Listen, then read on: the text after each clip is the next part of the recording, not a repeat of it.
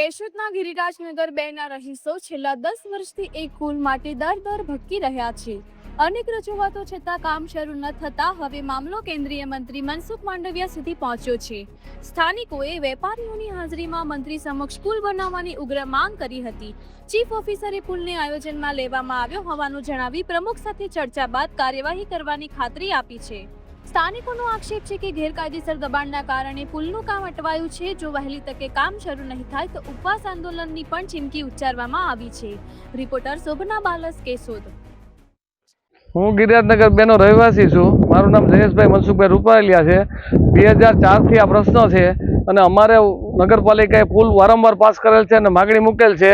આ જે સામે એમડી પટેલનો પંકજભાઈ પાગડારે દિવાલ પેશકદમીમાં ચણેલ છે સાર્વજનિકમાં, એ દિવાલ કાઢતા નથી ને એની એમ કહે છે કે તમારે કરવું એ કરી લ્યો, અમે કાંઈ આગળ વધવા નથી। શું એમડી પટેલની શરમ લાગે છે આ તંત્રને? ને મિલી ભગત છે તંત્રની। અમારું અમે ટેક્સ ભરીએ છીએ, એ ટેક્સ ભરે છે, એની હમણાં સપ્તાહ કે ત્યાં સિમેન્ટ નાખી ગયા તો એ કેના ખર્ચે નાખી ગયા? અને બીજી વસ્તુ, આ બાજુની દિવાલ પડેલ છે, નગરપાલિકાએ 60,000ના ખર્ચે સપ્ટેશનની બાજુમાં દિવાલ હતી એ પણ પડી ગયેલ છે। આ ટેક્સના પૈસા પબ્લિકના વાપરવામાં આવે છે, એના શા માટે શરમ લાગે છે? ખાતા અને સરકારી તંત્ર રહેશે નોટિસ બજાવી છે, એનો નોટિસ બજાવી છે, કોન્ટ્રાક્ટરને શા માટે કામ ચાલુ કરતા નથી? આ દિવાલ પાડવાની નોટિસ બજાવી છે, તેની તંત્ર શા માટે કાર્યવાહી કરતી નથી? જંગલેશ્વર રાજકોટ જેવામાં પબ્લિકના મકાનો પાડેલ છે, તો અહીં શું કેશોદમાં કોઈની શરમ લાગે છે? એના બાપુજી ભૂતપૂર્વ પ્રમુખ હતા, એની શરમ લાગે છે? કોઈ પણ તંત્રની શરમ લાગતી તો એને ભગવાનને જઈને ઉપર જવાબ દેવામાં પડશે। તંત્ર શા માટે શરમ રાખે છે? આની અંદર નગરપાલિકાની મિલીભગત તમને લાગે છે? જવાબદાર તંત્રની જિલ્લા ફાગત સમિતિમાં અમે પ્રશ્ન રજૂ કર્યો, તાલુકા ફાગત સમિતિમાં કર્યો, હમણાં મંત્રી શ્રી મનસુખભાઈ માંડવિયા સોની સમાજ આવ્યા તેને રૂબરૂમાં પણ રજૂઆત કરી છે। તંત્ર આંધ્રું બેરું છે કે શું સમજતું નથી? અમને કઈ સમજાતું નથી। શું સમસ્યા છે?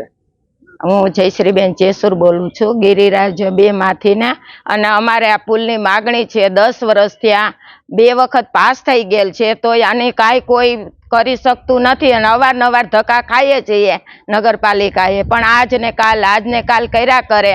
અમારે અહીંથી ને ઇમરજન્સીમાં જવું હોય તો અમને અમૃતનગર રોડ સીધો લાગુ પડી જાય છે, તો અમે ઇમરજન્સી જઈ શકીએ। અત્યારે તમારે ક્યાંથી જવાનું થાય છે? અમારે આ રીતે આમ ફરીને 1.5 કિલોમીટરથી જવું પડે છે, તો અમને આ તરત જ અમૃતનગર આવી જાય એટલે અમને બહુ સહેલું પડે એમ। તમે પાલિકાને રજૂઆત કરો છો તો શું કહેવામાં આવે છે? એ આજ ને કાલ આમણામ 10 વર્ષ વયા ગયા, 2 વખત પાસ થઈ ગયેલ છે, તોય આનું કાંઈ થતું નથી। આજ આવીએ કાલ આવીએ, આજ આવીએ કાલ આવીએ।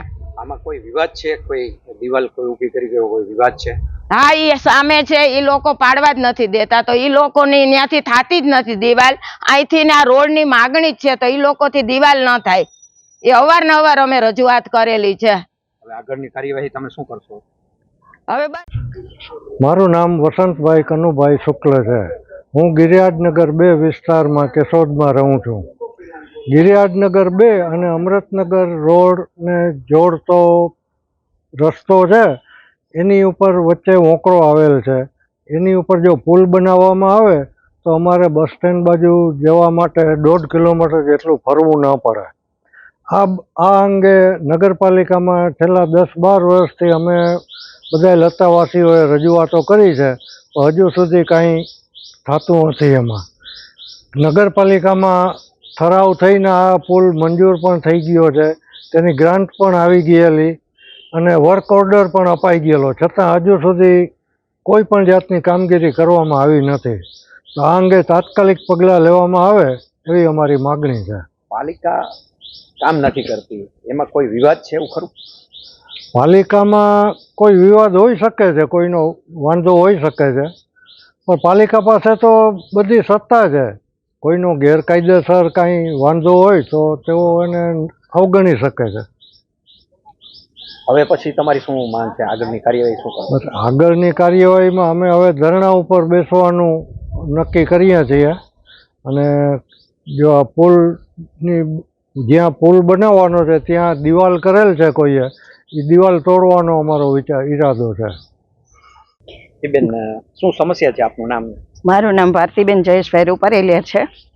અમે ગિરિરાજનગર 2માં રહી છીએ અને ગિરિરાજનગર ને અમૃતનગરનો હોકળો છે ત્યાં પુલ બનાવવાની માંગ છે 10 વર્ષ થયા લગભગ, અને અત્યારે પાસ થઈ ગયો છે. તો ચીફ ઓફિસર એ ના પાડે છે કે ગ્રાન્ટ પાછી જવા દો. શું કામ ગ્રાન્ટ પાછી જવી જોઈએ? એમ બનાવવો તો પડે ને, એના તો ખીચામાંથી આપવા નથી પડતા કઈ. આ પુલ બનવાથી ફાયદો શું? બધાને દવાખાને ને જવું હોય બસ સ્ટેન્ડ ને તો 1.5 કિલોમીટર ફરીને જવું પડે છે, અને આવીને જોઈ જાવ તમે કે ભાઈ હું ન્યાયની પોઝિશન છે. રસ્તો જ પેક છે તો જાય ક્યાંથી? તમે રજૂઆત પણ સામે દિવાલ બનાવેલી હોય કોઈએ હા, રજૂઆત કરી છે, અંગે શું કીધું? ઈ ના જ પાડે છે કે ઈ ઓલો સામેવાળો કહે છે તે નથી પાડવી અમારી દિવાલ એમ. નહીં, પાલિકાનું ચાલે કે સામેવાળાનું ચાલે? એટલે એમાં એની મિલી ભગત છે પોતાની, એની કોર છે બધાએ, તો પછી કરવું તો પડે ને કામ, એમ તો ન હાલે કાંઈ એમ. હવે જંગલેશ્વર રાજકોટે એવડા બંગલા પાડે છે તો આ એક દિવાલ એક ન પાડી શકે 10 ઈંટની ચણેલી છે ઈ આગળ તમે શું કાર્યવાહી કરવાના?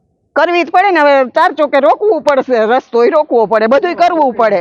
કાયદો જે થતું હોય પછી નો લે તો પછી કરવું જ પડે ને. અહીંયા આસપાસમાં કેટલા લોકો રહે છે ને હેરાન થાય છે? 100 જ ઘર છે. જી, તમારું નામ અને આ સ્થાનિકોની શું સમસ્યા છે? મારું નામ ઈશ્વરભાઈ નરસિંહભાઈ વણપરિયા છે.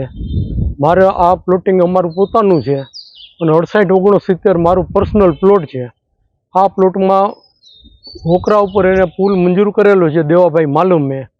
સામેની પાર્ટી રેણા છે એ લોકોએ દિવાલાડી કરી અને પુલ બનાવવા નથી દેતા. પુલ બની જાય તો અહીંયા રહેતા બધાય પબ્લિકને બસ સ્ટેશને જવા માટે, દવાખાને જવા માટે બધું નજીક થઈ જાય અને સ્કૂલો પણ નજીક થાય. તો જે રોકે છે એને નગરપાલિકાએ કડક પગલાં લઈ અને કામ ચાલુ કરાવવું જોઈએ. જી સાહેબ, ગિરિરાજ 2 માં જે સમસ્યા છે પુલ બનાવવાની, બનતો નથી, 10 વર્ષથી માંગ છે, શું છે? ગિરિરાજનગર અને અમૃતનગરને જે પુલ જોડતો પુલ છે તેનું કેશોદ નગરપાલિકાએ આયોજન કરી તેને ટેન્ડર પ્રક્રિયા હાથ ધરી વર્ક ઓર્ડર આપવામાં આવેલો હતો. પરંતુ આ પછી એ બાબત ધ્યાનમાં આવી કે બંને જે રેવન્યુ સર્વે નંબર છે, બિનખેતી સર્વે નંબર છે તે બંને અલગ હોય, જેથી કારણે બંને સામેવાળા જે રહીશો છે તેમની વચ્ચે પુલ બનાવવા બાબતે અને ન બનાવવા બાબતે અસમંજસ અને અસહમતિ નથી સધાઈ, જેના કારણે સ્થાનિક વિરોધના કારણે હાલ આ કામ પેન્ડિંગ છે. ક્યારે થશે? એ લોકોની રજૂઆત છે, કોઈ પણ સંજોગે નહીં તો ધરણા કરશે. આ બંને પક્ષોને સાંભળી પ્રમુખશ્રી પાસે બંને પક્ષોને બોલાવી અને તેમની રજૂઆતો સાંભળી અને યોગ્ય નિરાકરણ ટૂંક સમયમાં લાવવામાં આવશે. બંને સર્વે નંબર અલગ હોય છે તો તમારી સત્તા ખરી કે કામ કરી શકાય?